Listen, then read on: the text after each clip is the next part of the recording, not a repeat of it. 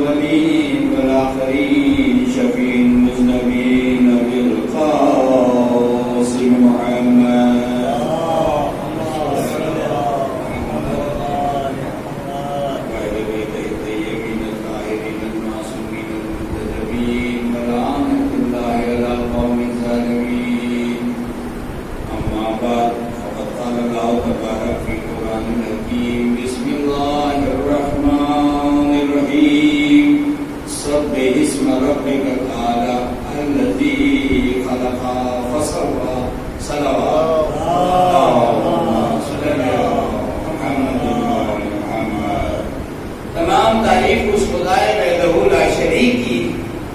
بے شمار مخلوق کو خلق کیا.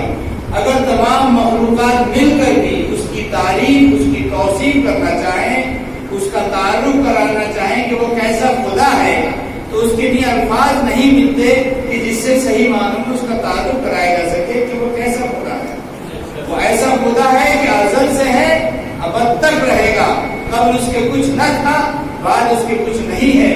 درود و سلام و نبی اکرم صلی اللہ علیہ وسلم اور ان کی آیات برادران ایمانی. میں نے اپنی گفتگو کے لیے جس آیت کریمہ کو سرنامہ کلام قرار دیا ہے وہ سورہ والضحیٰ کی آیت ہے. بسم اللہ الرحمن الرحیم سبح اسم ربک الاعلی. اور اس کے بعد ارشاد رب العزت الذی خلق فسوی. اسی آیت کریمہ پہ آپ کی توجہ چاہتا ہوں. پہلی آیت میں ہو رہا ہے رب عزت، رب الہی کا کلام ہے کہ تسبیح کرو، تعریف کرو اس خدا کی، تسبیح کرو، تعریف کرو اس خدا کی جو وحدہ لا شریک ہے. اور اس کے بعد خالق ارض و سما کہہ رہا ہے الذی خلق فسوی، کہ ہم نے صرف ہر شے کو خلق ہی نہیں کیا ہے بلکہ درست کیا ہے، مناسب کیا ہے. ایک درود باواز بلند. یہ فقرہ اتنا فصیح اور بلیغ ہے کہ جو اکثر گفتگو آتی ہے لوگ سوچتے ہیں کہ قرآن حکیم میں یہ کیسے ممکن ہے کہ ہر خوش کو تر کا ذکر ہو. یہ کیسے ممکن ہے کہ قرآن ازل سے لے کے ابد تک کی بات کر رہا ہے، ہر چیز کا ذکر ہے. میں کہتا ہوں کہ اس آیت کریمہ پہ یہ غور کر لیجیے، پورا قرآن کو چھوڑیے. میں آپ کو تھوڑی سی توجہ دلانا چاہوں گا کہ یہ آیت کریمہ اپنے میں خود اتنی فصیح و بلیغ ہے کہ جیسے مطلب پوری کائنات اس جملے میں سما رہی ہے کہ الذی خلق فسوی. ہم نے نہ صرف ہر شے کو خلق کیا ہے بلکہ درست کیا ہے، مناسب کیا ہے. اللہ اکبر. ذرا غور کیجیے اس کائنات میں کتنی خلقت ہے. کوئی بتا سکتا ہے کہ کتنی مخلوق ہے؟ اس زمین پہ اگر غور کرنا چاہیں تو حیران رہ جائے گا آدمی. آج تک کوئی ایسا چیز نہیں آئی ہے کہ جو یہ بتا سکے کہ کتنے طرح کے پھول پیدا ہو چکے ہیں، کتنے طرح کے پھل پیدا ہو چکے ہیں، کتنے طرح کے پھل پیدا ہوں گے. معلوم ہے یہ سلسلہ ازل سے لے کے چل رہا ہے. کب سے چل رہا ہے کچھ پتا نہیں کہ کتنی اس زمین کی مخلوق کا پتا نہیں ہے کہ کتنے طرح کے جانور ہیں، کتنے طرح کے پھل پھول ہیں. اور اس دنیا سے آگے بڑھتے جائیے تو یہ زمین جس پہ ہم ہیں یہ اس سولر سسٹم کا ایک نقطہ بھی نہیں ہے. اگر اس سولر سسٹم کو اگر آپ دیکھنا چاہیں تو کائنات اتنی بڑی ہے کہ اس سولر سسٹم میں بھی اگر اس کو کئی مطلب 46,000 گنا دیکھتے ہیں تو یہ سولر سسٹم بنتا ہے جس میں ہم رہ رہے ہیں. اور اس کے بعد یہ سولر سسٹم پھر جب بڑھتے جاتے ہیں تو گلیکسیز کا نمبر آ جاتا ہے کہ گلیکسیز ہیں. اور آج کا سائنسداں اس پر اتفاق کر رہا ہے کہ اباؤٹ 100 بلین گلیکسیز اس کائنات میں ہیں. 100 بلین 10 لاکھ کا 1 ملین ہوتا ہے. اور میں کہہ رہا ہوں کہ سائنسداں اس پر اتفاق کر رہے ہیں کہ شاید اتنی تو گلیکسیز اس کائنات میں ہے. اب آپ بتائیے کہ یہ سورج جو ہم دیکھتے ہیں صرف 93 ملین مائل کے فاصلے پر ہم سے ہے اور کتنا بڑا، لاکھوں گنا بڑا ہے. اس سے لاکھوں گنا بڑے سورج اس کائنات میں ہے. اب کتنی مخلوق ہو گئی. آواز سنیے، سولر سسٹم ہی نہیں سمجھ میں آ رہا ہے، اب اس کے اندر کتنی مخلوق ہوگی. آپ اور پوچھیں تو اس زمین پر جب اتنی مخلوق ہے تو اس کائنات کے ہر پلانٹ پر کتنی مخلوق ہوگی؟ بھائی مخلوق یہ تو نہیں ہے کہ آپ اور ہم ہی ہیں. بھائی جیسے آپ جانتے ہیں قرآن پڑھتے ہیں کہ جن بھی ہیں فرشتے بھی ہیں تو یہ بھی مخلوق ہے. تو کتنی طرح کی ہو گئی کوئی بتا سکتا ہے؟ آدمی آج ہم مارس میں جانے کی کوشش کر رہے ہیں کہ دیکھیں گے لائف ہے یا نہیں ہے. ارے لائف سمجھتے کسی ہو؟ ہم لائف سمجھتے ہیں جیسے آپ کی زندگی ہماری زندگی ہم نے اس کو لائف سمجھا. پیڑ پودوں کو دیکھا تو ہم نے اسے لائف سمجھا. مگر قرآن نے اس کام کو ہمارے لیے تو آسان کر ہی دیا ہے اتنا سا کہ بھئی تمہیں پتا ہے کہ جن بھی ہیں فرشتے بھی ہیں. تو بتائیے کس نے دیکھے ہیں جن، کس نے دیکھے ہیں فرشتے؟ مگر ہے مخلوق. تو اب یہی مخلوق جب ہے تو کتنی مخلوق ایسی ہوگی جس کو کوئی جانتا ہی نہیں، سمجھتا ہی نہیں. مگر خدا کہہ رہا ہے کہ میں نے ہر شے کو خلق ہی نہیں کیا ہے بلکہ درست کیا ہے، مناسب کیا ہے. ایک درود باواز ہے.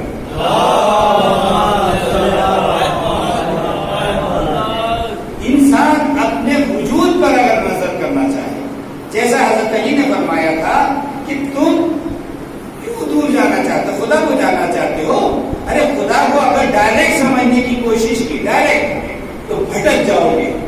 اگر اس کو سمجھنا ہے کہ خدا کیا شے ہے تو وہ اس کی مخلوق پہ نظر کرو، اس کی خلقت پہ نظر کرو کہ اس کی خلقت کیسی ہے. اور یہی نہیں، جب آگے بڑھ کے ایک جگہ مقام پہ کہا کہ تو دور کی یاد اپنے وجود پر نظر کرو. خدا کی اگر سمجھنا چاہتے ہو خدا کو تو اپنے وجود پر نظر کرو کہ کیا خلقت ہے.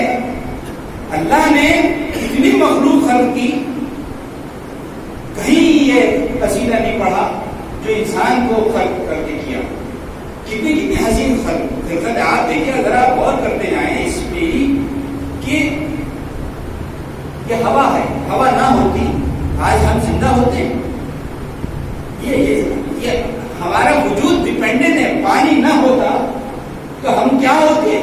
تو معلوم ہے اتنی اچھی بڑی بڑی مخلوق جو دنیا کو معلوم ہے پانی سے، کتنی سارے پیڑ پودے سب زندگی کہاں سے لے رہے؟ پانی سے. تو یہ پانی کتنی بڑی مخلوق ہے کہ جس کا وجود ان تمام مخلوق پہ ڈپینڈ کرتا ہے. یہ پیڑ نہیں ہو سکتے پانی نہ ہو، یہ جانور ہو نہیں سکتے پانی نہ ہو، ہم زندہ نہیں رہ سکتے پانی نہ ہو. تو پانی ایک مخلوق پہ آپ نظر کر لیجیے. ایک مخلوق کیسی ہے کہ معلوم ہوا اس میں. مگر خدا کیا کہہ رہا ہے کہ ہم نے انسان کو لقد خلقنا الانسان فی احسن تقویم، ہم نے انسان کو بہترین مخلوق بنایا ہے. اللہ اللہ ذرا غور کیجیے. آج ہمارے لیے ہم اس پر تو فخر کرتے ہیں کہ ہم اشرف المخلوقات ہیں، فوراً دوسرے میں عیب دکھاتے ہیں نہیں یہ تو عورت ہے. کیا کہیں سے پڑھ لیا کہ ناقص العقل ہے، مرد اتراتے رہتے ہیں. یہ نہیں سمجھتے کہ وہی عورت تو ہے، ہمیں پالتی ہے، پوچھتی ہے، بناتی ہے. اسی عورت کو تم یہ کہہ رہے ہو ناقص العقل. ارے اس عقل کا دیکھیے، وہ جو اللہ نے پیغام دینا چاہا ہے اس پیغام کا یہ سب ٹاپک نہیں ہے. نہیں تو اس میں کچھ جملے کہتا. مگر میں یہ عرض کرنا چاہتا ہوں کہ انسان کو جب اللہ نے اشرف المخلوقات بنایا تو کیوں بنایا؟ کیونکہ اس کو وہ چاہتا تھا کہ میں ایک چھپا ہوا خزانہ ہوں، اس کو دیکھو سمجھو تب تم سمجھو گے کہ میں کیا ہوں. اور اس کے بعد میرے نبی کی ذات آتی ہے کہ میرے نبی کو سمجھو یہ کیا ہے. اور اس کے بعد ان کی عادت حال کا نمبر آتا ہے کہ سمجھو یہ کیا ہے. اور انہوں نے سمجھانے کی کوشش کی ہے ہمیں کہ اللہ رب العزت کیا ہے، نبی کیا ہے. عادت حال جن کی وجہ سے آج یہ مجالس ہے. کیوں؟ ہم اسی لیے ان کی مجلس کرتے ہیں کہ یہ وہ ذات مقدس تھی جنہوں نے پہچانوایا کہ نبی کیا تھے اور اللہ کیا ہے، نبی کیا ہے، اللہ کیا ہے، ان کا پیغام کیا ہے. اور اس کے لیے ہر طرح کی صعوبت اٹھانی، ہر طرح کی تکلیفیں اٹھانی اس پیغام کو پہنچانے کے لیے. اگر کوئی بھی ہماری جان سے، مال سے، کہیں سے بھی تکلیف دینا چاہتا ہے تو دے لے، مگر ہم اس پیغام کو پہنچا کے رہیں گے. ایک درود کا آواز ہے.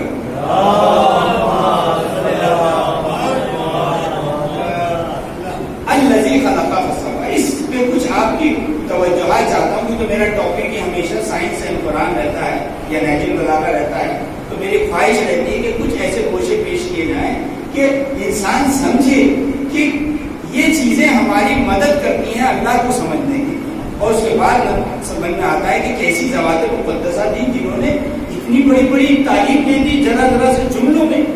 تو اب آپ غور کیجیے کہ یہ جملہ اپنے میں کتنا فصیح ہے کہ الذی خلق فسوی، ہم نے نہ صرف ہر شے کو خلق کیا ہے. اب خلق کیا ہے، ذرا سوچئے یہ سورج سے زمین کا فاصلہ یہ ذرا سا گھٹ جاتا ہے تو کیا ہوتا ہے؟ گرمی بڑھنے لگتی ہے. یہ تھوڑا دور ہو جاتا ہے، جیسے ہمارے نارتھ پول ساؤتھ پول کا حال ہے کہ ذرا سا فاصلہ دور ہوا ہے تو اتنی ٹھنڈ ہے کہ پورا انٹارکٹیکا جو ہے برف سے ڈھکا ہوا ہے. انٹارکٹیکا کتنا بڑا؟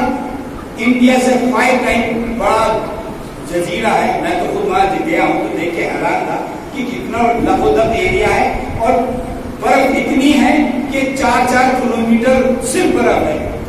آپ سوچیے کہ یہ جو ہمارا ہمالیہ پہاڑ ہے، اس سے بڑا پہاڑ برف میں ڈھک گیا ہے. انٹارکٹیکا میں اتنی برف پڑ رہی ہے کہ صرف فاصلہ دور ہونے کی وجہ سے. اب آپ سوچئے اس نے کیا کہا؟ میں نے صرف خلق نہیں کیا ہے، یہ سورج خلق نہیں کر دیا، یہ زمین خلق نہیں کر دی. ارے یہ جو ڈسٹینس جو خلق کیا ہے یہ بھی اتنا بیلنس کیا ہے کہ اگر یہ بڑھ جائے تو تمہاری شامت آ جائے گی، اور یہ گھٹ جائے تو تمہاری شامت آ جائے گی. زندہ رہنا محال ہے، دونوں حالت میں زندہ رہنا محال ہے. مگر اس نے حکم دے دیا سورج کو کہ بھائی زمین تمہارے گر چکر لگائے گی اور تم بھی اپنی ایکسس پہ گھومو گے. معلوم ہے زمین بھی اپنی گھوم رہی ہے، سورج بھی گھوم رہا ہے. اب آپ دیکھیے ذرا غور کیجیے، سورج کی شعاعیں آتی ہیں آن کے زمین پر پڑتی ہیں. یہ پانی جو اٹلانٹک اوشن میں تھا، یہ پیسیفک اوشن میں تھا، کیا ہمیں مل سکتا تھا؟ آپ سوچیے کہیں مل سکتا تھا، مگر اس کا فضل و کرم کہ اس نے توازن کو بھیجنا شروع کیا. اب سورج کی ہیٹ آن کے جب پڑنی شروع ہوئی تو یہ پانی جو تھا اڑتا اوپر پہنچا. یہ معلوم ہوا، یہ ایواپریشن ہوا، پھر کنڈنسیشن ہوا، جا کے ایک مقام آیا کہ وہاں ٹھنڈا ہوا، اور اس کے بعد اس نے حکم دیا ہواؤں کو کہ جاؤ اور لہلاتی بھی برسا دو اس پانی کو. اسے تو امریکہ والوں کو بھی چاہیے، اسے ہندوستان والوں کو بھی چاہیے، اسے آسٹریلیا والوں کو بھی چاہیے، اسے غریب کو بھی چاہیے، اسے امیر کو بھی چاہیے. ارے ہر ایک کو چاہیے، پیڑوں کو بھی چاہیے، جانوروں کو بھی چاہیے. اس بارش کے ذریعے سے اس نے جو ہے یہ پانی ہم تک پہنچا دیا. ایک درود کا آواز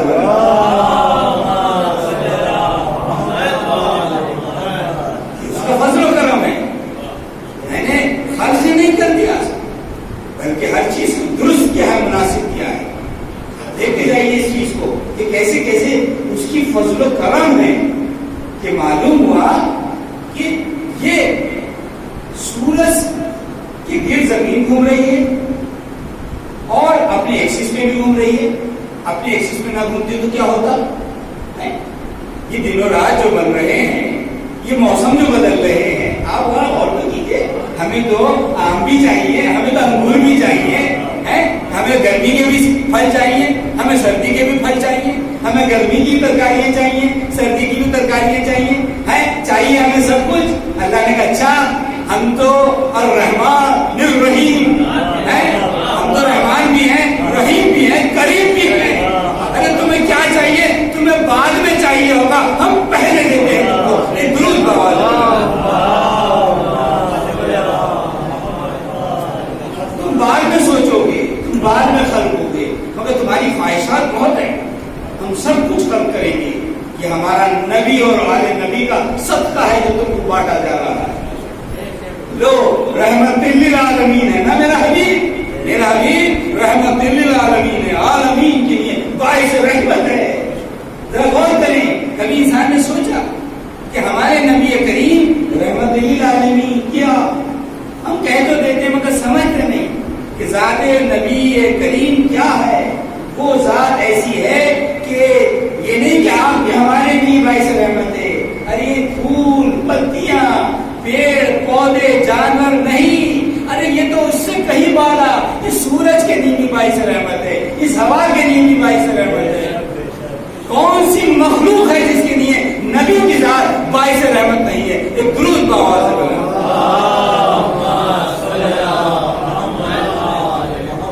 جب یہ جملہ آ گیا ہے تو اس کو اور تھوڑا وضاحت کرتا چلوں کہ آپ اگر کسی چیز کے لیے دیکھیے کوئی بھی آدمی مثلاً کسی انسٹیٹیوشن کا وائس چانسلر ہے تو وہ انسٹیٹیوشن کا وائس چانسلر ہے تو ایسا تو ہو نہیں سکتا کہ انسٹیٹیوشن ہو اور وہ وائس چانسلر ابھی ہے ہی نہیں. تو جب وائس چانسلر ہے تو وہ سارے انسٹیٹیوشن کا ہے نا, وہ تو وہاں ہونا ہے. یا کوئی بھی ملک کا سربراہ ہے, چیف منسٹر ہے, پردھان منتری ہے, تو وہ ملک ہوگا اس کا وہ ہوگا. ایسا ہو نہیں سکتا ملک ہی نہ ہو اور وہ ہو. یا ایسا نہیں ہو سکتا کہ وہ جو ہے جب اس کو ایک ڈیزگنیشن دے دیا گیا ہے تو وہ چیزیں بعد میں تو آ سکتی ہیں, پہلے نہیں آ سکتی. ایسا نہیں ہو سکتا کہ وہ تو آیا ہی نہیں اور وہ چیزیں وجود میں آ گئی. اب اللہ رب العزت قرآن میں کہہ رہا ہے کہ میرا حبیب اب رحمت للعالمین ہے. تو اب آپ سوچئے کہ سورج کے لیے بھی آپ کی ذات اگر باعث رحمت ہے تو یہ یقیناً ایسا ہوگا کہ یہ ہوں گے تبھی آیا ہوگا. سورج کی عمر کیا ہے, زمین کی عمر کیا ہے؟ زمین کی عمر 4.5 بلین ایئر ہے. تو زمین کی ہر مخلوق کے لیے اگر آپ باعث رحمت ہے تو آپ کو پہلے ہونا پڑے گا. عجب نہیں کہ نبی نے خود کہا اول ما خلق اللہ, نبی نے کہا. یہ ہم نے ہر جگہ سنا, اس میں کوئی شیعہ سنی کے وہ نہیں ہے ڈفرنس. ہر شیعہ سنی سے اتفاق کرتا ہے کہ نبی نے فرمایا اول ما خلق اللہ, جب اس کائنات میں کچھ نہ تھا, کچھ نہ تھا, صرف اللہ رب العزت کی ذات تھی, تو اس نے چاہا کہ میں ایک چھپا ہوا خزانہ ہوں. تو آپ نے اللہ رب العزت نے نبی کی ذات کو خلق کہا اور پھر کہا اقرا بسم ربک الذی, میرا بھی پڑھیے پاک پروردگار کا نام لے کے ایک درود باواز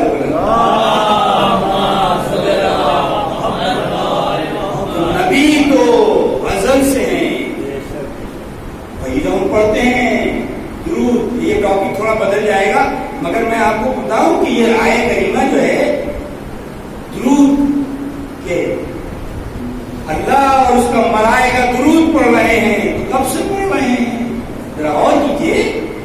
اللہ کہہ رہا ہے میں اور میرے ملائکہ درود پڑھ رہے ہیں, تم بھی پڑھو اے میرے مومنو, تم بھی پڑھو, درود بھیجو ان کی. تو معلوم ہوا اللہ کب سے ہے, کوئی بتا سکتا ہے؟ اللہ کہہ رہا ہے یہ تو پریزنٹ, بھائی 3 ٹینس ہوتے ہیں, پاسٹ, پریزنٹ اور فیوچر. اور اللہ کہہ رہا ہے کہ میں کر رہا ہوں, تو کر رہا ہوں تو جب سے ہے تب سے کر رہا ہے. ایک درود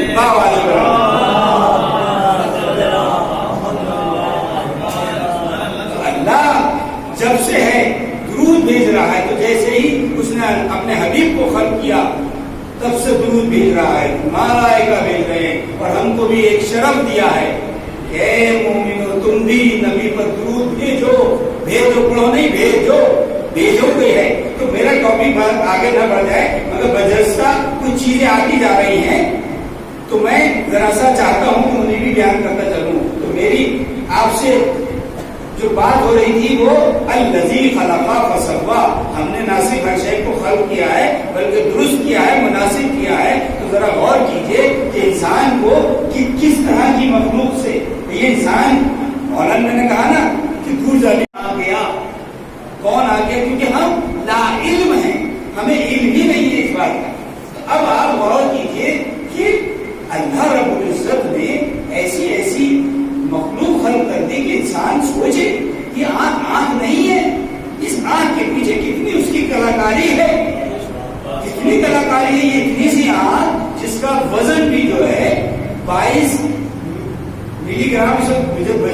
جیسا بولنے آ گیا ہوں تو میں یہ یاد کیا رہا ملی گرام میں ہے شاید یہ, اس کا وزن 22 ملی گرام. اور اس کی جو میرے ذہن میں آئی ہے ذرا سا بیان کرنا چاہتا ہوں کہ کبھی انسان نے سوچا کہ اس آنکھ کے اندر اس جس سے ہم دیکھ رہے ہیں, دنیا کو دیکھ رہے ہیں, اس دنیا کو جو ہم دیکھ رہے ہیں, اس آنکھ کی خلقت کے پیچھے کتنا بڑا اس کا کرشمہ ہے, کتنا بڑا معجزہ ہے. یہ معجزہ ہے, لوگ معجزہ کے پیچھے بھاگتے ہیں. کہیں سن لیں گے کہ معجزہ ہو رہا ہے لوگ بھاگے چلے جائیں گے. مگر کبھی سوچا اس نے کہ ہماری ذات خود ایک معجزہ, کیا ہزاروں معجزے اس میں چھپے ہوئے ہیں. ذرا سمجھیں اور اگر اس کو سمجھیں گے تو اللہ کی ذات ذات کو سمجھیں گے اور پھر اس ذات میں فخر کریں گے جس نے ہمیں بتایا. مولانا نجیب العلم میں کہا ہے پہلے درود و سلام کیا نبی اکرم پر اور پھر کہا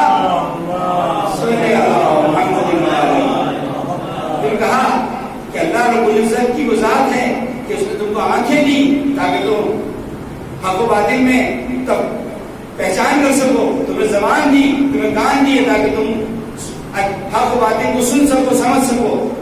اب آپ سوچیے کہ اس آنکھ کی خلقت کے لیے 90 مائل کی ریت اس کے اندر فرق ہے. 90 مائل کا فاصلہ ایسا ہوتا ہے جیسے یہاں سے آپ سوچ لیجیے ہمراہ, جیسے جو ہمراہ کے لوگ بیٹھے ہوئے ہیں وہ سمجھ لیں, کیونکہ میرے ذہن میں اور دوسرے شہر نہیں آ رہا بہت. تو اتنے 90 مائل کا فاصلہ ایسا ہوتا ہے جو تقریباً 125 کلو میٹر کے قریب آ جاتا ہے. تو 125 کلو میٹر